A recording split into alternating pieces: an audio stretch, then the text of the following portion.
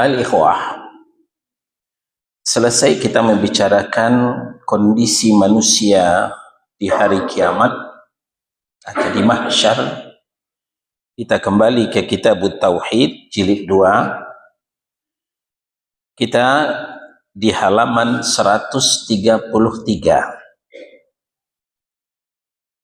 Di situ ada subjudul pertama,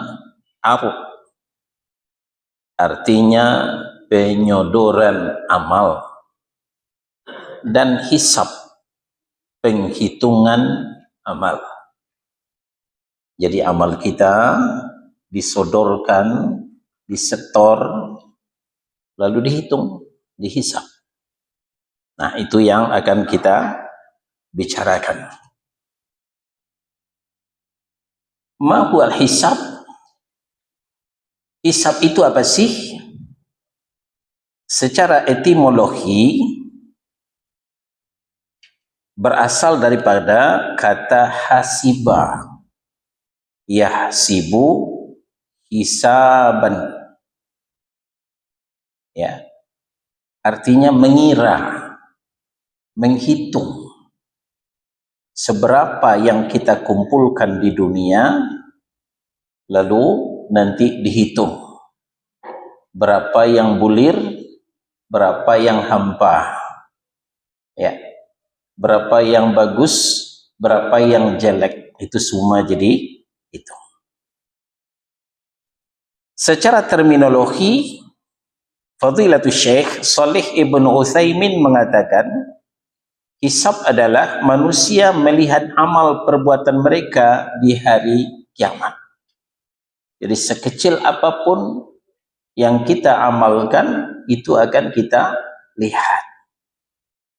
Baik amal itu soleh maupun amal itu salah, kedua-duanya akan kita lihat. Nah, di kitab ini dikatakan, maksudnya adalah Allah memperlihatkan kepada manusia apa saja yang telah dilakukannya di dunia dan menjadikannya mengakui hal tersebut. Tidak bisa berbohong. Kalau di dunia banyak pengadilan, tapi keadilan susah dicari. Hakim bisa dibeli, pengacara bisa dibayar. Selesailah itu urusan. Apalagi ya yang diistilahkan ya itulah kira-kira membela yang bayar, ya.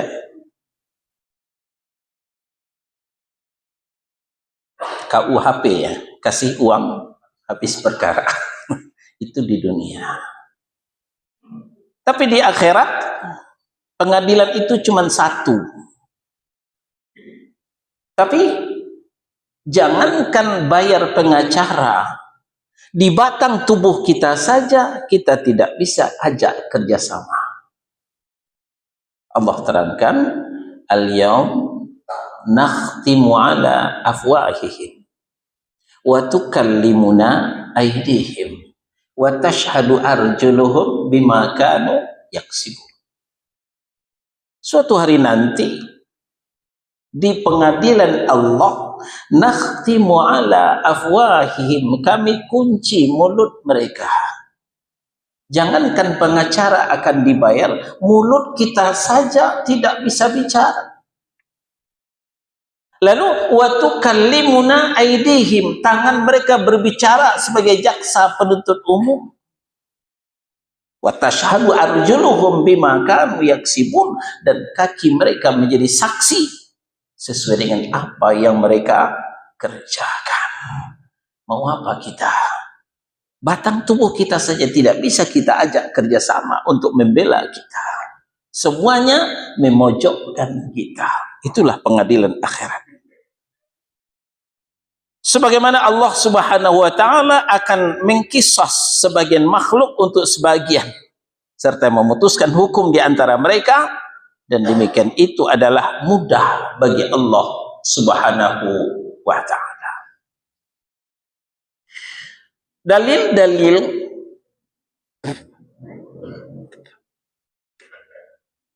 tentang adanya hisab, adanya perhitungan.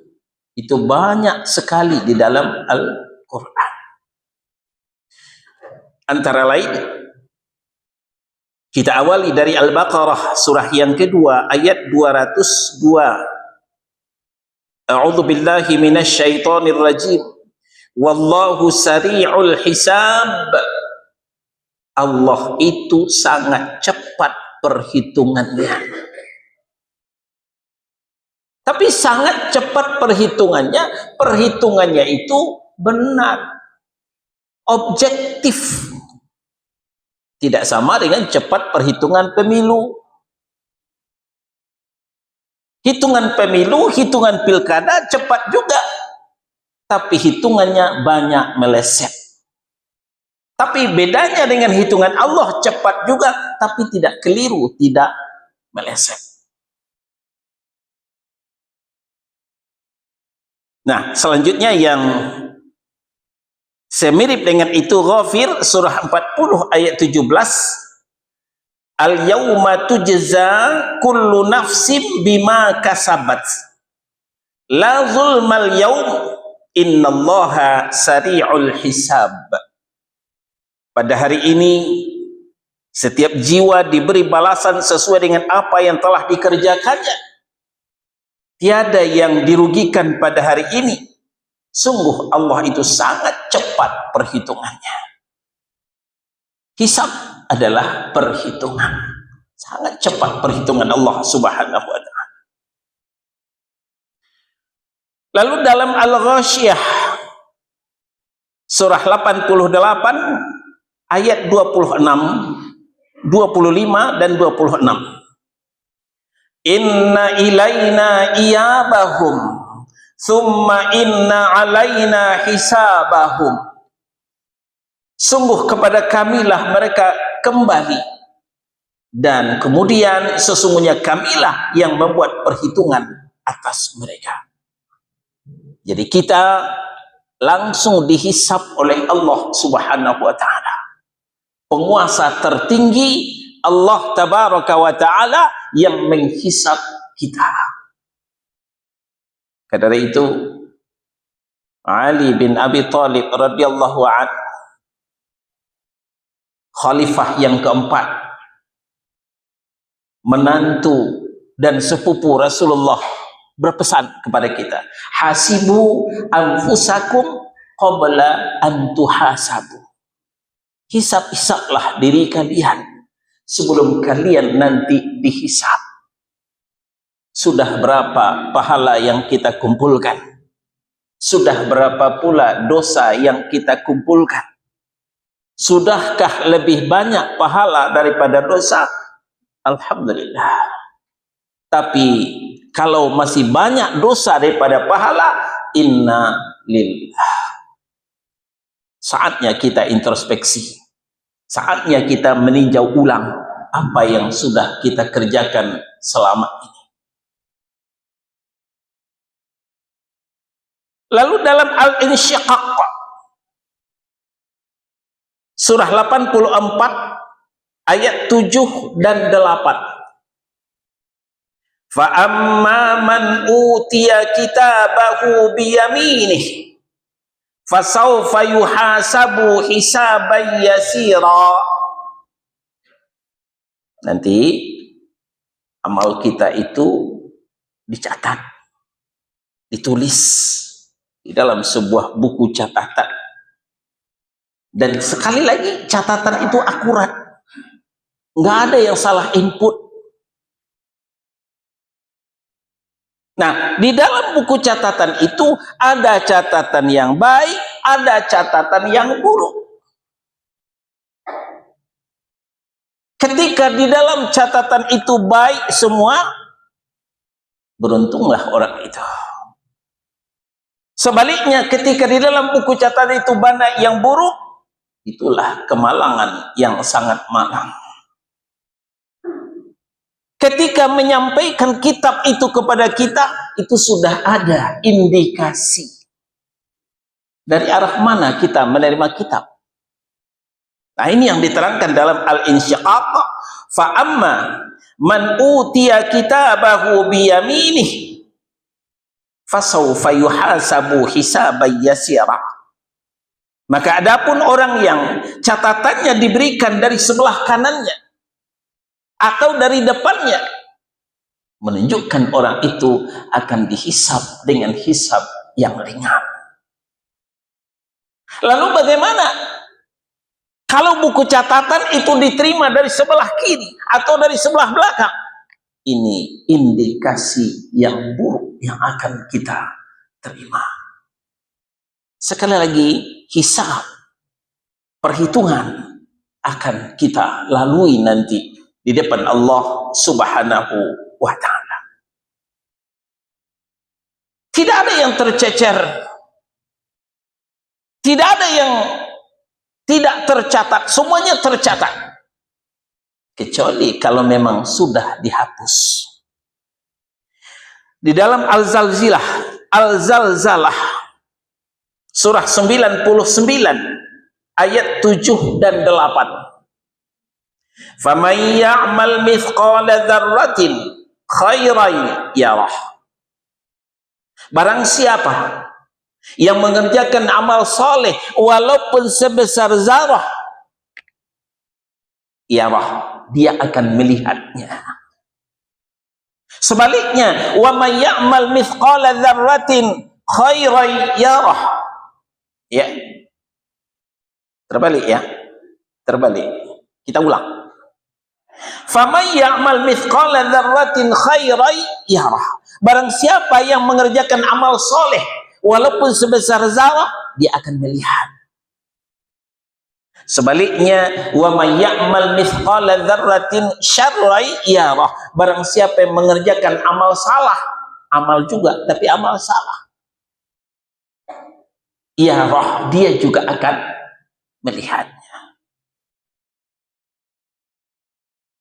Bagaimana membedakan amal soleh dengan amal salah? Kita sudah sering sampaikan. Amal soleh itu, Al-Hafiz Ibnu Katsir menafsirkan ay muwafiqan lisyar'illah. Amal soleh itu yang sesuai dengan syariat Allah dan disampaikan oleh Rasulullah, serta diamalkan pertama kali oleh para sahabat radhiyallahu. Kalau tidak pernah disyariatkan oleh Allah, tidak pernah disampaikan oleh Rasulullah, tidak pernah diamalkan oleh sahabat radhiyallahu, itu bukan amal soleh. Kalau bukan amal soleh, ya amal salah. Ya, yang solehkah amal kita ataukah yang salah? Semuanya akan kita lihat. Sepanjang catatan itu belum ditip X. Ya, sebenarnya walaupun malaikat yang mencatat, kita bisa mentip X-nya. Ya, itu pula kemudahan diberikan Allah Subhanahu wa ta'ala.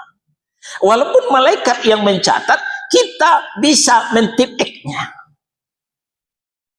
Kita mulai dari amal soleh. Amal soleh akan dicatat, amal soleh dicatat, amal soleh dicatat. Tapi itu akan terhapus dengan kesyirikan. Begitu kita melakukan kesyirikan, maka hapuslah amal soleh kita. Sebagaimana Allah katakan di dalam Al-Quran, ya, apa kata Allah? وَلَقَدْ أُوحِيَ إِلَيْكَ وَإِلَى الَّذِينَ مِنْ قَبْلِكَ لَئِنْ أَشْرَكْتَ لَيَحْبَطَنَّ عَمَلُكَ وَلَتَكُونَنَّ مِنَ الْخَاسِرِينَ. Az-Zumar surah 39 ayat 65. Muhammad, sungguh telah kuwahyukan kepadamu dan kepada nabi dan rasul sebelummu, lain asyrakta, kalau kau syirik mempersekutukan Allah, niscaya hapuslah amalmu. wala takunanna minal khasirin, jadilah kamu termasuk orang yang merugi. Jadi tip X yang menghapus amal soleh adalah kesyirikan. Syirik besar menghapus seluruh amal. Syirik kecil menghapus sebahagian amal. Ini kita harus sampaikan sejelas-jelasnya. Jadi untuk memudahkan pemahaman, syirik besar adalah virus pemusnah seluruh amal. Syirik kecil pemusnah lokal. Sebagian amal yang dihapus. Syirik kecil itu seperti sum'ah, riya. Amal kita yang sum'ah itu yang dihapus. Ya, misalnya kita berzikir pingin didengar orang, maka kita kencang-kencangkan suara zikir kita biar orang di luar mendengar, supaya orang tahu kita rajin berzikir. Nah, pahala zikir itu yang hapus, tapi pahala sholatnya masih utuh. Begitupun riya, kita memperagakan kepada orang amal ibadah kita. Karena banyak yang menonton, kita sholat, kita perbagus-bagus, tumak ninahnya sempurna. Ketika nggak ada yang lihat, nggak ada tumak ninahnya. Ya. Nah, maka pahala sholat itu yang hapus, pahala puasanya masih tetap. Itu namanya syirik kecil, pemusnah lokal. Mana yang riya, mana yang sum'ah, itu yang dihapus. Yang tidak riya, yang tidak sum'ah, masih tetap.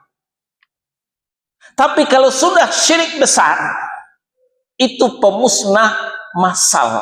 Seluruh amal ibadah kita hancur berantakan. Juga di dalam Al-An'am, surah yang ke-6, ayat 88, Allah katakan, walau asyraku lahabita anhum ma kanu ya'malun. Kalau mereka syirik mempersekutukan Allah, niscaya hapuslah semua yang pernah mereka amalkan. Sholat berjamaah dia takwa 5 kali sehari semalam, tambah sholat sunnah, rawatib, tahajud, duha, hapus. Lantaran syirik mempersekutukan Allah. Puasa Ramadan, tambah puasa sunnah 6 hari di bulan Syawal, Senin, Kamis, Ayyamul Bid, puasa Daud, semuanya luluh lantak lantaran syirik mempersekutukan Allah. Pahala zikir, solawat, apalagi tilawah, baca Quran, haji, umroh, semuanya licin tandeh. Wah, apa itu licin tandeh? Katanya Pak Bujang sih ya. Habis tanpa sisa. Itu demikian dahsyatnya dosa syirik. Ya. Karena syirik mempersekutukan Allah, syirik besar itu menghapuskan semua amal ibadah kita. Nah, kita kembali ke surah Al-Zalzalah. Sepanjang amal itu tidak dihapus, akan kita lihat nanti yang pernah kita amalkan. Apakah amal itu soleh ataukah amal kita itu salah? Apakah amal itu baik ataukah amal kita itu buruk? Semuanya akan kita lihat.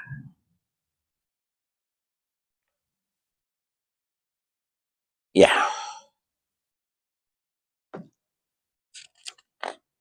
Kita kembali ke kitab. Dalil dalam Al-Quran dan hadis itu sangat banyak sekali, kata beliau, penulis kitab ini. Antara lain di sini Al-A'raf ayat 6. Falanas'alanna alladhina ursila ilaihim walanas'alannal mursalin. Maka sesungguhnya kami akan menanyai umat-umat yang telah diutus rasul-rasul kepada mereka, dan sesungguhnya kami akan menanyai pula rasul-rasul kami. Di antaranya kepada Nabi Isa ditanyakan, Isa, benar kau mendaulat dirimu jadi Tuhan, mendaulat ibumu jadi Tuhan, Trinitas itu ditanyakan kepada Nabi Isa. Semuanya dibantah habis oleh Nabi Isa. Tidak pernah saya mengajarkan Trinitas. Malah saya mengatakan, ya Allah, ya. Apa kata Isa? Wa qala al-Masih ya bani Israil a'budullaha rabbi wa rabbakum. Al-Masih berkata, Bani Israel, sembahlah Allah, Tuhanku dan Tuhan kalian. Al-Masih atau Nabi Isa mengajarkan tauhid. Al-Masih atau Nabi Isa tidak pernah mengajarkan Trinitas, satu sama dengan tiga, tiga sama dengan satu. Itu tidak pernah diajarkan oleh Nabi Isa Al-Masih alaihi salatu wassalam. Jadi kata ayat ini, semua umat yang diutus Rasul kepadanya akan ditanya, dan akan ditanya juga Rasul-Rasul itu sendiri. Kemudian Al-Kahfi surah 18 ayat 47. Wa yawma nusayyirul jibalah wa taral arda barizatan wa hasyarnahum falam nughadir minhum ahada. Dan ingatlah akan hari yang ketika itu kami perjalankan gunung-gunung, dan kamu akan melihat bumi itu datar, dan kami kumpulkan seluruh manusia, dan tidak kami tinggalkan seorang pun di antara mereka. Semuanya dikumpulkan, semuanya ditanya, semuanya dihisab oleh Allah Subhanahu wa ta'ala.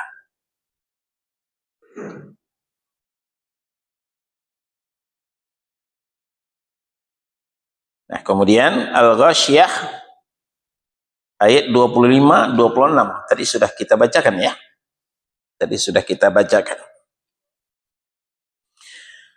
Selanjutnya Rasulullah sallallahu alaihi wasallam juga bersabda, "Ma minkum min ahadin illa sayukallimuhu rabbuhu laisa bainahu wa bainahu tarjumanun fayanzuru aymana minhu fala yara illa ma qaddama min amalihi wa yanzuru ash'ama minhu fala yara illa ma qaddama wa yanzuru baina yadayhi fala yara illa an-nara tilqa'a wajhihi fattaqun nara walau bisyiqqi tamrah."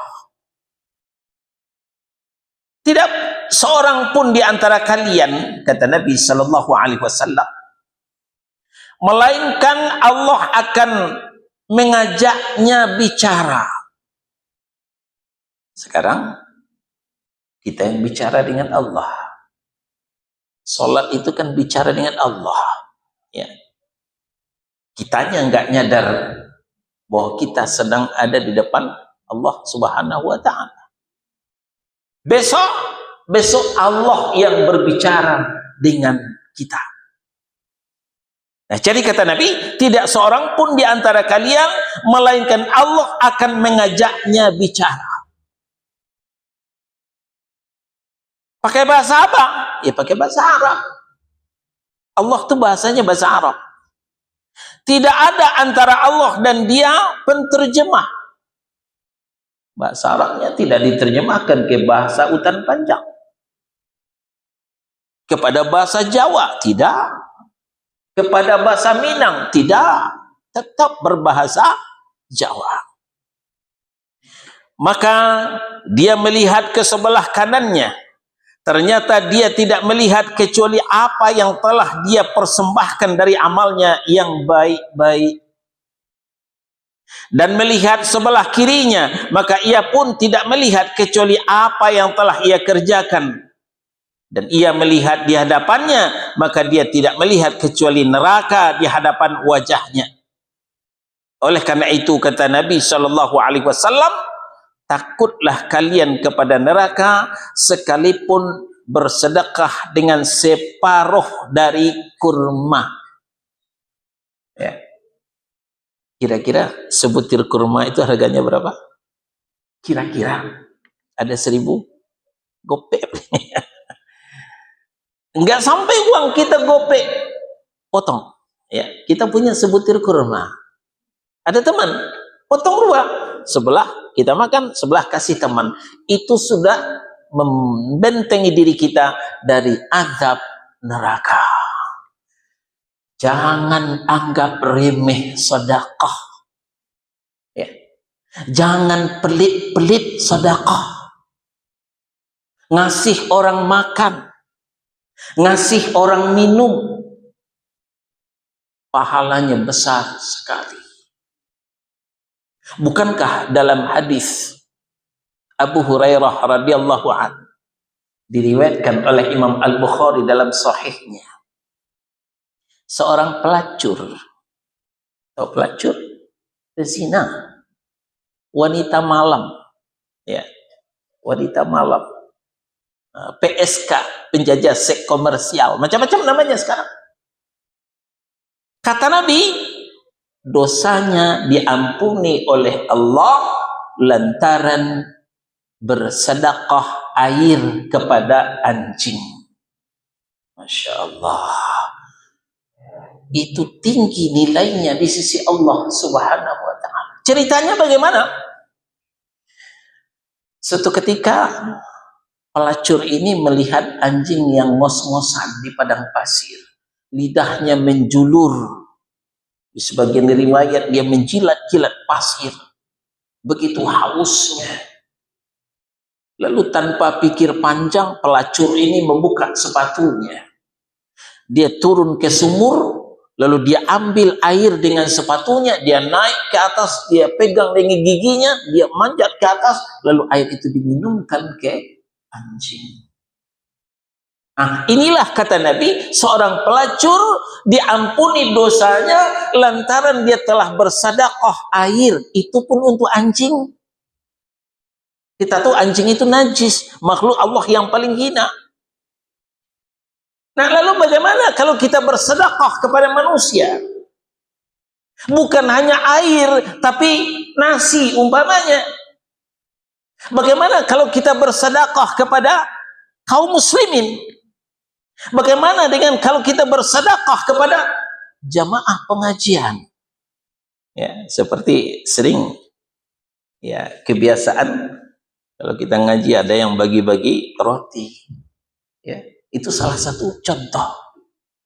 Ya, itu salah satu contoh. Wallahu a'lam, mungkin beliau mendengar hadis ini. Ngasih anjing air saja besar pahalanya, diampuni dosa, apalagi ngasih orang makanan seperti roti. Apalagi orang yang ngaji lagi yang dikasih makan roti. Masya Allah, itu lebih besar pahalanya. Nah, jadi kata Nabi SAW di ujung hadis ini, fattaqun nara walau bisyiqqi tamrah. Ya. Untuk itu jagalah dirimu dari neraka walaupun dengan bersedekah sepotong kurma, separuh dari kurma. Hadis riwayat Al-Bukhari dan Muslim.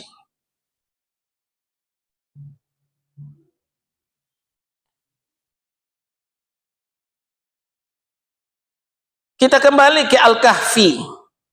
Ya.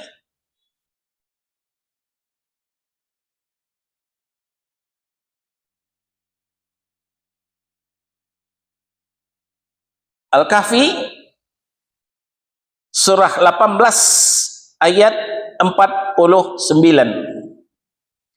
Wa wudi'al kitabu fataral mujrimina mushfiqina mimma fihi wa yaquluna ya wailatana ma li hadzal kitabi la yughadiru saghiratan wala kabiratan illa ahsaha wa wajadu ma amilu hadira wala yazlimu rabbuka ahada. Dan diletakkanlah kitab. Nah, tadi kita bicara kitab catatan amal. Dan diletakkanlah kitab. Lalu kamu akan melihat orang-orang yang bersalah ketakutan. Ya, orang yang bersalah ketakutan. Kita ingat ketika sekolah dulu, setiap semester, setiap kuartal kita ujian, lalu setelah ujian terima rapor, itu ya, terima rapor. Akan berbeda wajah orang yang rajin belajar dengan wajah orang yang malas belajar. Orang yang rajin belajar wajahnya berseri-seri menerima rapor. Kenapa?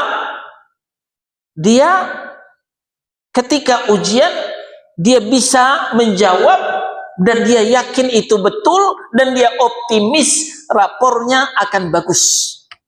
Nilainya akan bagus.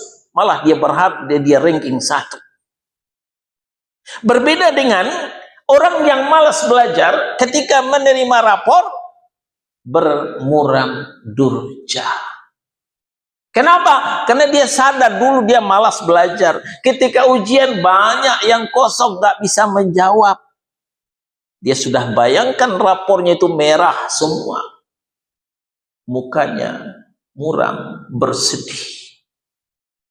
Nah, begitu pula lah ketika orang-orang yang bersalah, orang-orang yang berdosa ketika menerima buku catatan di hari kiamat. Ini yang diceritakan oleh Allah Subhanahu wa taala.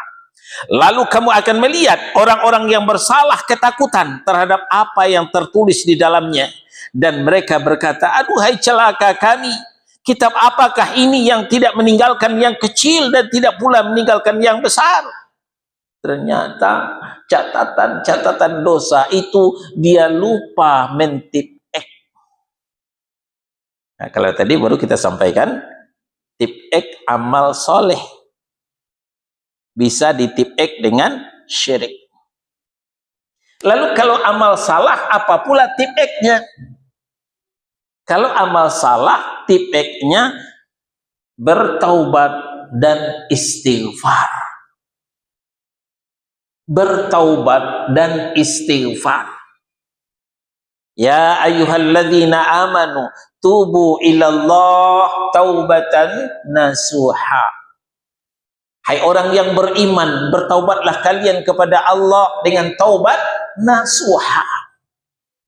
Taubat nasuha yang berhenti seketika itu dari perbuatan-perbuatan dosanya. Taubat nasuha yang menyesal di dalam lubuk hati yang paling dalam telah terlanjur berbuat dosa. Taubat nasuha yang berjanji tidak akan mengulangi lagi perbuatan dosa tersebut. Itu yang dikatakan taubat nasuha menurut Imam An-Nawawi rahimahullahu ta'ala di dalam kitabnya Riyadus Shalihin. Kemudian istighfar. Wasari'u ila maghfiratin min rabbikum. Bergegaslah kamu sekarang juga, jangan tunggu lagi.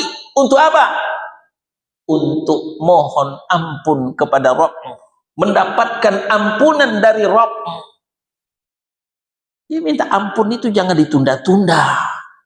Sekarang juga bergegas, bersegera. Ini dimaksud wasari'u ila maghfiratin min rabbikum. Kadang sebagian kita rajin buat dosa, ogah istighfar. Rajin buat dosa, malas bertaubat. Nah, jadi di antara zikir yang jangan kita tinggalkan adalah astaghfirullah wa atubu ilaih.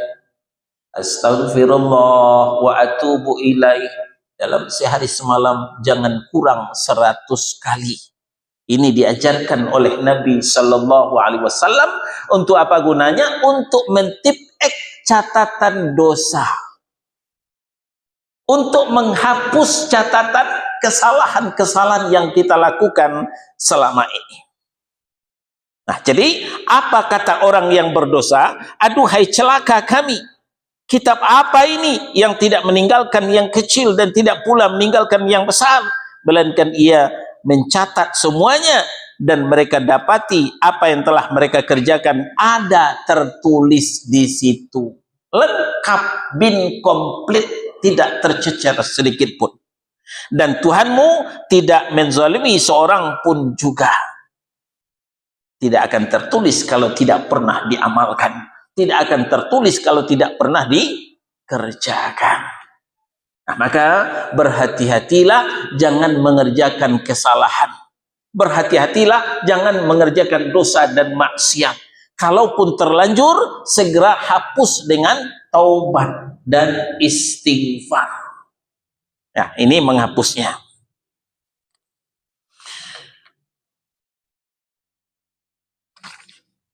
Lalu apa saja itu yang ditanya? Di antaranya, ini banyak yang ditanya ya. Yaumul hisab itu banyak yang ditanya. Di antaranya ada 4 hal yang ditanya. Menurut hadis dari Abi Barzah Al-Aslami, kata beliau, ya, kita istirahat sejenak, silakan. Kita lanjutkan. Di antara yang ditanyakan, yang akan dihisab, yang akan dihitung. Kata Nabi Shallallahu Alaihi Wasallam, la tazulu qadama abdin yaumal qiyamati hatta yus'ab. Tidak akan bergerak kedua kaki seorang hamba pada hari kiamat sampai ia ditanya. Kalau saya tadi macet total dari Uki ke Halim. Dari Uki ke Halim itu ada galian-galian jalan. Itu membuat macet total. Dari Uki ke Halim itu kira-kira setengah kilo, 500 meter ya. Sini ke Pangkalan Asam lah. Ke Rawa Selatan. Rawa Selatan jalan kaki sebentar. Tapi tadi pakai mobil 45 menit. Jam 5 saya sudah sampai di Uki. Sudah keluar tol. Jam 5. Di Halim azan maghrib. Bayangkan. Nah, itu macet di dunia. Nah, macet di akhirat lebih daripada itu. Kalau tadi di Uki ke Halim mobil nggak bisa bergerak. Nah, kalau di akhirat nanti kaki manusia tidak bisa bergerak. Bayangkan, begitu macetnya. Sampai dihadapkan beberapa pertanyaan. Hatta yus'al. Sampai dihadapkan beberapa pertanyaan. 1. An umrihi fima afnah. Tentang umurnya, kemana dihabiskan. Tanya diri masing-masing, jawab dalam hati. Sudah berapa puluh tahunkah umur kita? Dalam sekian puluh tahun itu untuk apa saja? Untuk amal soleh ataukah amal salah? Untuk buat pahala ataukah buat dosa? Itu nanti ditanya di hari kiamat. Yang kedua, wa an ilmihi fima fa'al. Tentang ilmunya, apa yang telah dia amalkan. Kembali tanya diri masing-masing, jawab dalam hati. Sudah berapa kali ngaji? Sudah berapa ustadz yang didengar? Sudah berapa ilmu yang dikumpulkan? Dan sudah berapa yang diamalkan? Nanti akan ditanya. 3. Wa an malihi min aina tasabahu wa fima anfaqah. Nah, tentang harta. Nah, harta ini 2 pertanyaannya. Kalau tadi kan satu-satu saja. Umur, kemana digunakan? Ilmu, apa yang diamalkan? Kalau harta, pertanyaannya 2. Ya. Min aina tasabah. Dari mana harta didapat? Dari cucuran keringat, hasil kerja, ya, di pemberian orang, ataukah hasil korupsi, hasil judi online umpamanya, hasil ribawi, bunga bank, penggandaan uang, itu akan ditanya. Pertanyaan pertama tentang harta. Pertanyaan yang kedua, wa fima anfaqah. Kemana harta digunakan? Ya, sangat disayangkan sebagian kaum muslimin bersemangat menginfakkan hartanya hanya untuk hura-hura.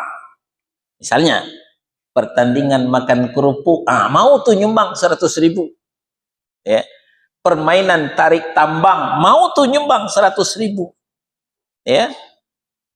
Permainan lomba panjat pinang, Ya, apalagi ujung nanya nanti pesta kontes dangdut, ya, pentas dangdut, goyang poco-poco, itu mau menyumbang untuk itu.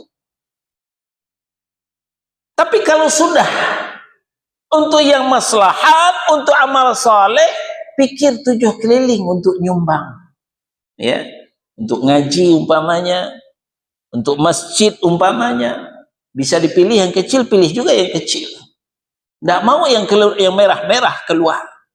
Nah, itu akan ditanyakan nanti, wa fima anfaqah, kemana harta itu digunakan? Apakah untuk amal saleh ataukah amal salah? Ya, yang tadi kata Nabi, walaupun sepotong kurma dikasih ke orang, itu amal saleh, besar manfaatnya. Tapi walaupun 100.000 hanya untuk perlombaan-perlombaan dan acara-acara yang tidak sesuai dengan sunnah, tidak ada pahalanya di situ. Dan yang keempat, wa an jismihi fima ablah, dan tentang tubuhnya, tentang letihnya, tentang capeknya, untuk apa? Masih alhamdulillah kalau capek mendaki janjang at-taqwa, ya, nyesak mendaki tangga at-taqwa, besar pahalanya daripada capek lelah tapi ke tempat-tempat maksiat, ya, tempat-tempat hiburan malam umpamanya, itu tidak ada pahalanya. Ke majelis-majelis catur, tempat-tempat perjudian, kalau kaki sering melangkah ke situ, capeknya ke situ, maka itu tidak ada manfaatnya. Dan semua itu akan ditanya oleh Allah Subhanahu wa ta'ala. Hadis sahih diriwayatkan oleh At-Tirmidzi dan Ad-Darimi.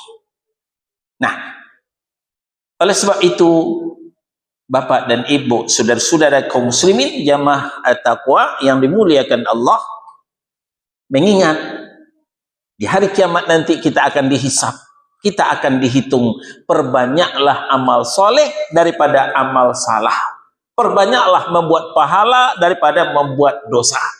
Kalau sudah beramal soleh, sudah membuat pahala, jangan pernah dihapus dengan kesyirikan. Tapi kalau sudah terlanjur berbuat amal salah, berbuat dosa, segera hapus dengan taubat dan istighfar, supaya hisab kita nanti hisabai yasira, hisab yang ringan, bukan hisab yang berat. Bapak dan Ibu yang dimuliakan Allah, kita akhiri, ya,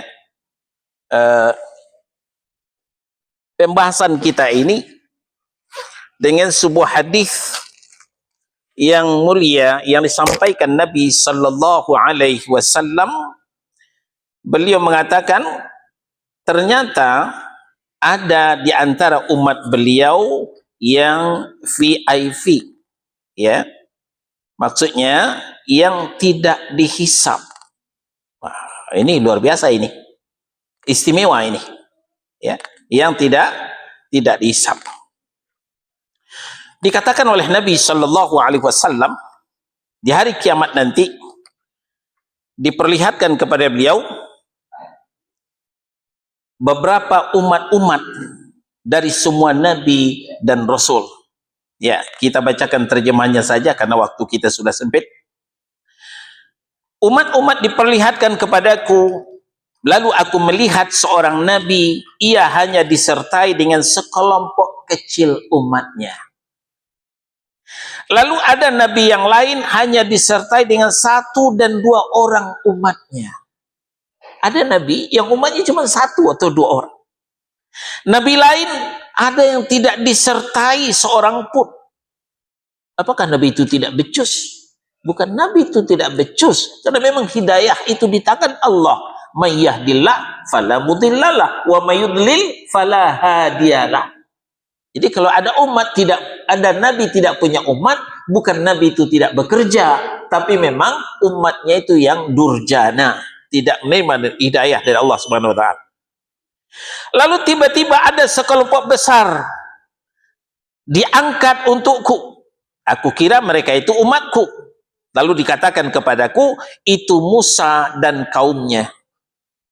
Lalu lihatlah ke ufuk. Lalu aku pun melihat, ternyata di sana ada sekelompok besar. Lalu dikatakan kepadaku, inilah umatmu hai Muhammad. Di antara mereka ada 70.000 orang yang masuk surga tanpa dihisab, tanpa diazab. Wah, ini VIP ini, ya, spesial orangnya. Setelah itu Rasulullah Shallallahu Alaihi Wasallam bangun dan masuk ke rumahnya. Selesai menyampaikan itu, beliau masuk ke rumahnya. Para sahabat bertanya-tanya, siapa kira-kira yang 70.000 itu ya? Apakah masuk aku enggak ya? Nah, kira-kira begitu. Siapa kira-kira? Bertanya-tanya. Para sahabat pun membicarakan siapa mereka yang masuk surga tanpa dihisab dan tanpa diazab itu. Sebagian dari mereka berkata, mungkin mereka adalah orang-orang yang menemani Rasulullah Sallallahu Alaihi Wasallam. Yang lain mengatakan mungkin mereka adalah orang-orang yang terlahir dalam Islam dan tidak menyekutukan Allah. Mereka menyebut berbagai hal dari pendapat mereka. Lalu Rasulullah Sallallahu Alaihi Wasallam keluar dari rumahnya dan bertanya, apa yang kalian bicarakan tadi? Mereka memberitahu beliau apa yang mereka bicarakan. Kemudian beliau bersabda, mereka yang 70.000 itu adalah orang-orang yang tidak minta diruqyah. Ya, ruqyah adalah pengobatan dengan Al-Quran.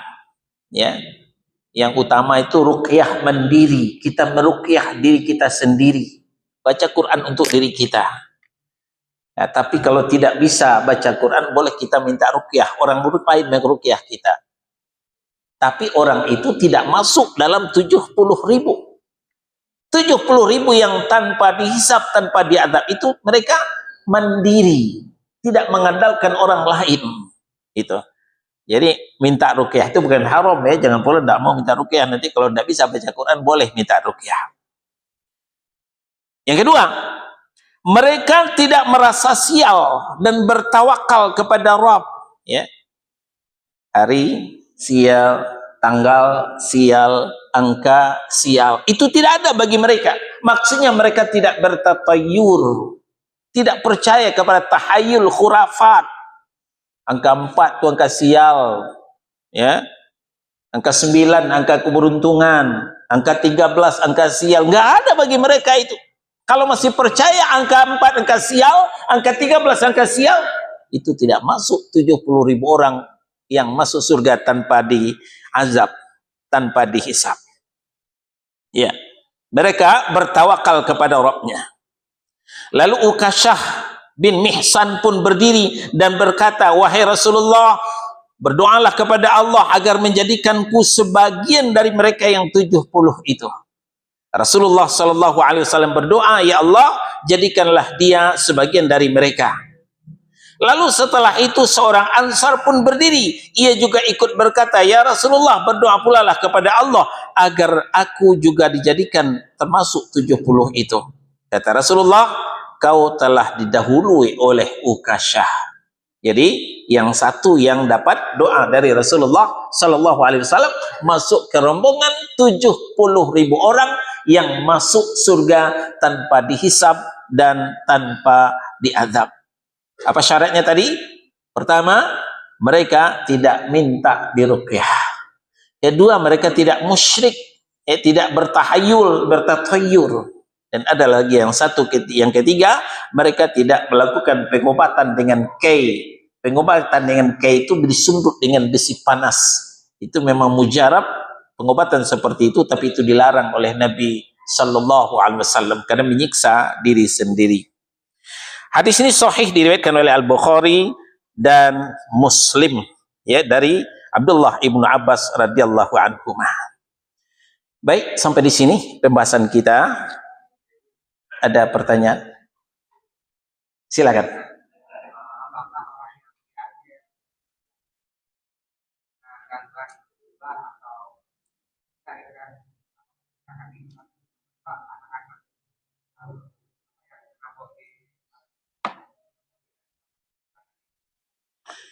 Yang dihisab itu yang dilakukannya ketika dia sadar.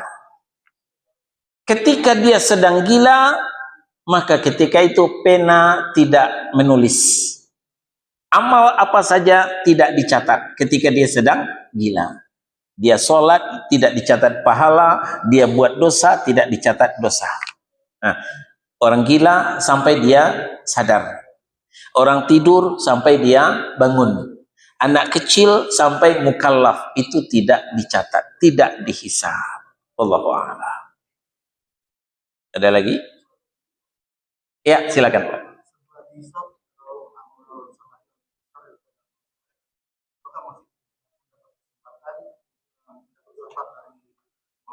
Ya.